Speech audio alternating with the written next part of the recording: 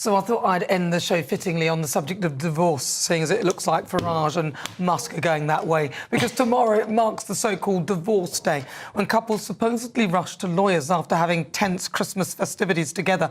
But how do we have the elusive, amicable separation?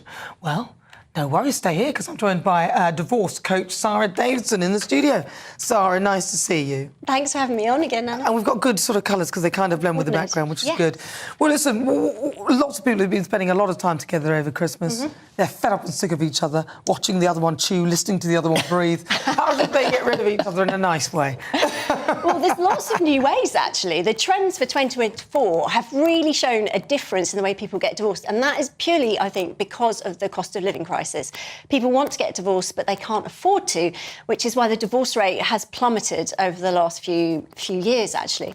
So what we're seeing is the rise of the no-split divorce. Have you heard of that one? No, what is it? So Paddy McGuinness and his ex Christine did it, where they live together in the same house, but they're formally legally divorced, but they're living together with the kids all in the house.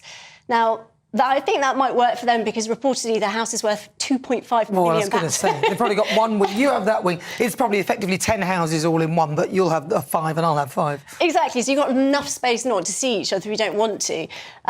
So, again, that helps. I guess if you're not amicable, that really isn't going to help. The other rise that we've seen is bird nesting. Have you heard of that one? No, what's that? Sounds a bit weird. Well, that's where the kids stay in the family home and it's the parents that come and go. So they're not living together, but they're coming in when the other parent leaves. So again, because obviously the cost of splitting 2 households, running 2 houses, especially with kids, if you need extra bedrooms, that's way too expensive for a lot of people now. So people are opting for different options, which means they can still get divorced, so you can get back out there and try and meet someone else or just move forward with your life, but you're not actually living in different homes. So, because tomorrow is divorce day, the biggest day for the lawyers' calendar, where they're about to clean up on people who hate each other, so that's quite handy because it's going to cost them a lot of money. Yeah. What would you say, what advice to people if they're planning on, thinking of separating, divorcing? Well, if you're thinking about it, try first to save your marriage, obviously, because not a lot of people know, but divorce is actually known as the second most traumatic life experience we go through after death of a loved one. So really difficult and emotional to go through, as well as financially expensive. So obviously it's a last resort, but if it's not working and you want to get out, then there are ways of doing it that are amicable.